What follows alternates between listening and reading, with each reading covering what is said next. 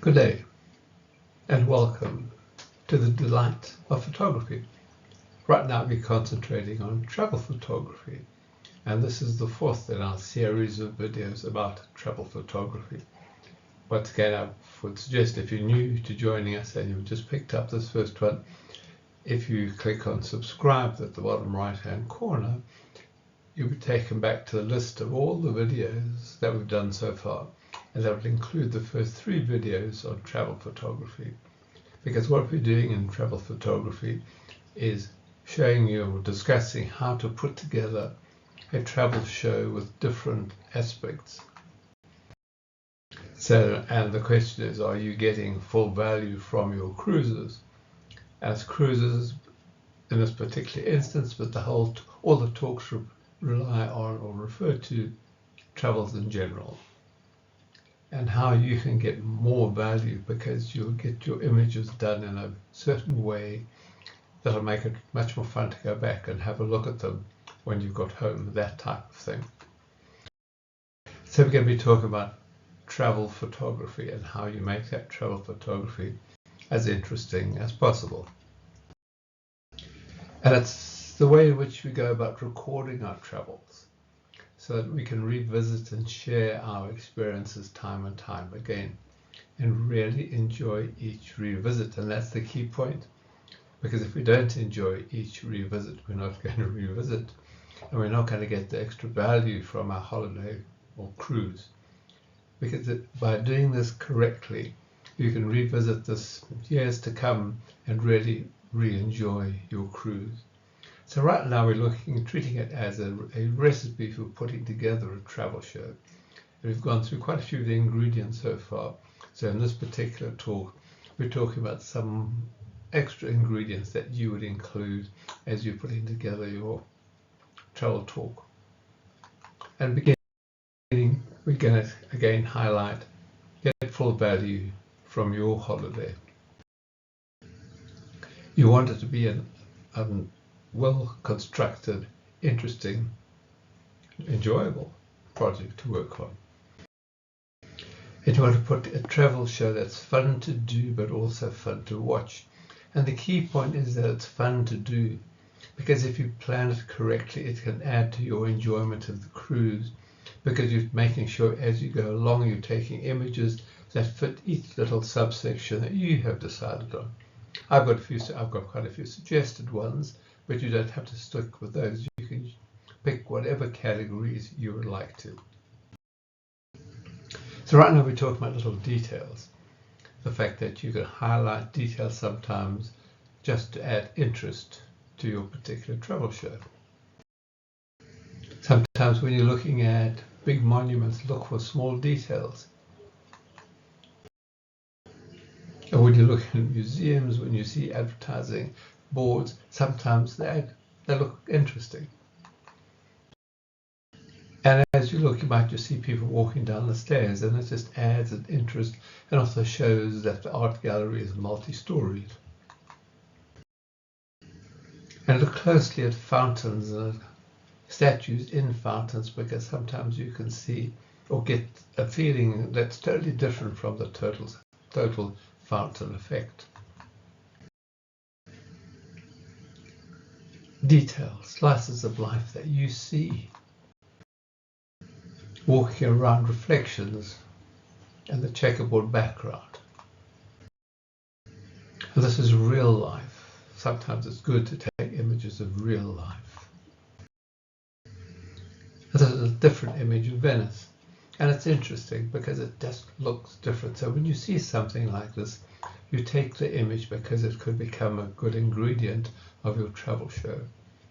Just on the side, when just watching this, soon after I took this image, a young man walked past with a big camera, and following him was a young lady, stroke wife, with a big bag and a big tripod. And my dear wife looked at this and said, "No, forget it, no way." So there was a special message. Anyway, so that adds an interesting snippet to me when I look at this particular image. Stations, trains, anything that looks interesting, that illustrates what you're doing on your trip, capture it. Obviously this is London, but the telephone boxes, which are now out of date, but still look attractive, and combined with the daffodils, just makes it look somewhat different.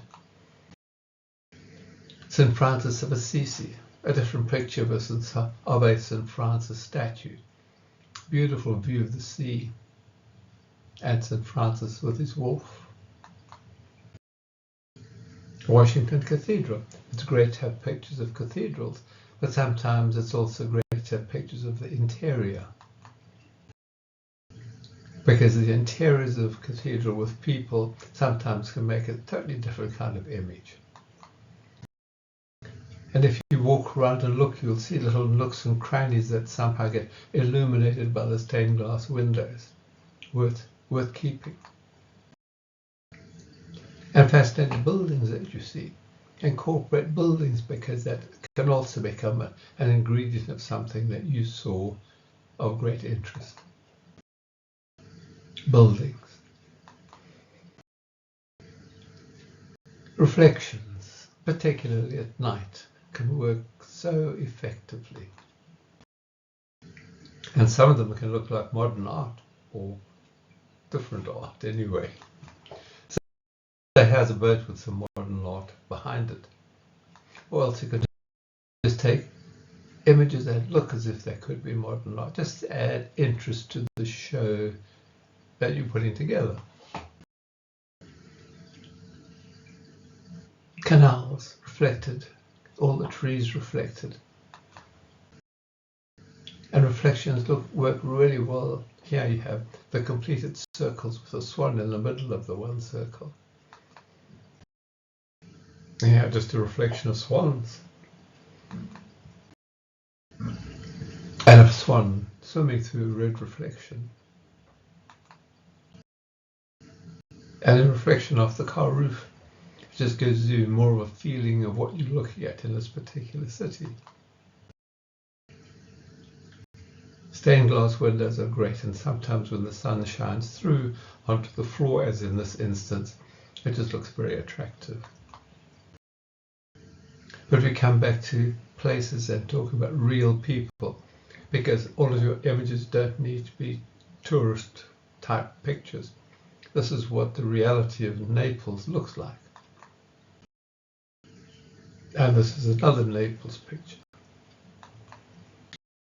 And if you go to Venice, instead of just taking pictures of gondoliers with their gondolas, working boats, vaporettos, just looks interesting.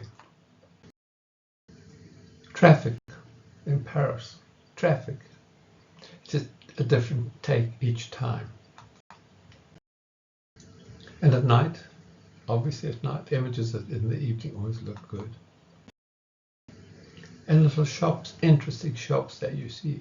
It just adds interest to the images for you when you're looking through them in years to come, and you remember you bought some very nice bread here and you enjoyed it. And you really enjoyed it. And look for things like this where you've just got this one guy in his reflective safety gear and it just looks good, interesting. Hot air balloons, anytime you do a hot air balloon, it can always add interest to your images. And something to think about too, particularly if you're traveling and you stay in a city, if you're staying at a hotel, is to ask if there are any rooms right at the top, because then you might be able to take images like this. And sometimes if you're staying in an oldish hotel, you can find there's a door that goes out onto the actual roof, which gives you a wonderful opportunity for taking images from up high. Paris with the quintessential chimney pots. Paris once again from the roof.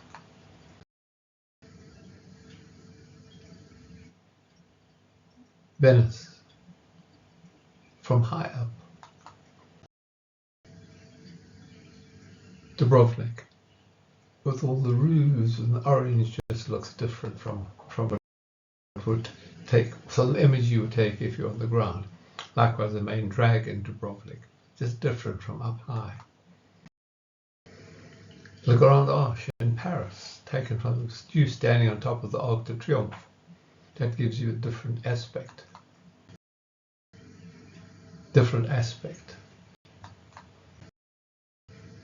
And if you can combine from up high and at night, sometimes you can get beautiful images, all of which just add an extra bit of interest to your travel show. Back to the Eiffel Tower, but this one taken at night with the illuminated tower. And the challenge with the Eiffel Tower obviously is to take something that's different from the thousands and thousands and thousands of images there are of the Eiffel Tower. More chimney pots. Different aspect with the statues in the foreground at night.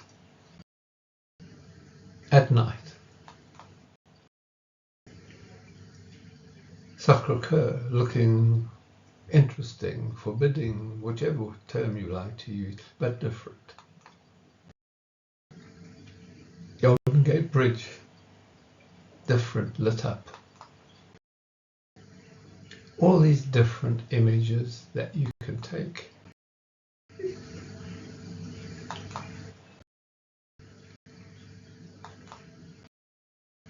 Reflections, always reflections in water are interesting.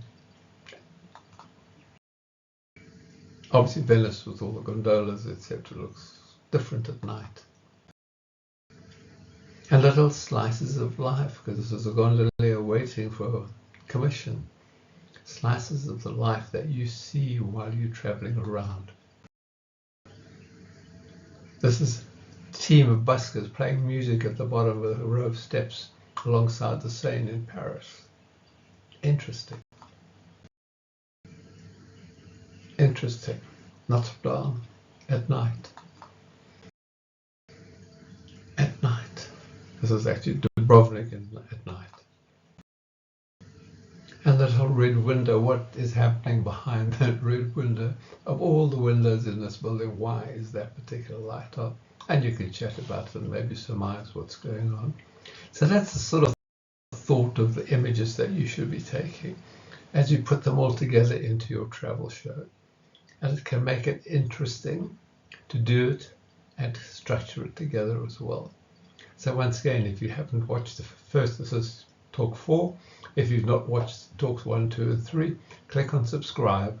It'll take you back to all the videos that we've put so far on YouTube, including the first 3 of travel photography. And thank you for taking the time to join us. And I hope you'll stay with us in a couple of days when we broadcast more on travel photography. Take care. Thanks very much. Enjoy your photography and enjoy your travels. Cheers. Bye.